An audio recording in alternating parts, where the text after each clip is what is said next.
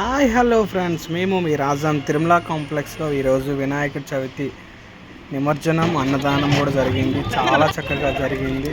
అన్నదానం మాత్రం మామూలు లేదు, వండర్ఫుల్ అన్నదానం.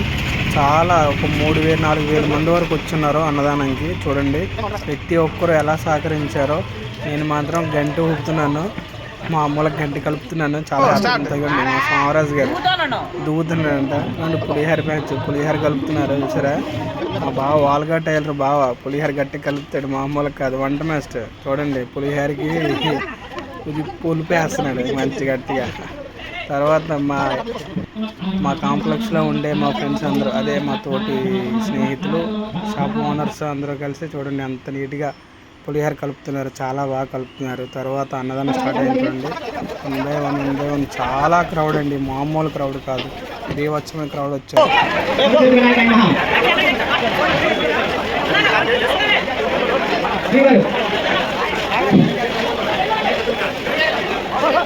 భక్తులు ఎవరు కూడా అన్నదానాన్ని వృధా చేయొద్దు. చిన్న ప్లేట్లు డస్ట్బిన్లో వేయండి. వాటర్ ప్యాకెట్తో తాగడానికి ఉపయోగించండి. మొత్తం వాటర్ ఉన్నాయి, చేతిలో పట్టుకోండి.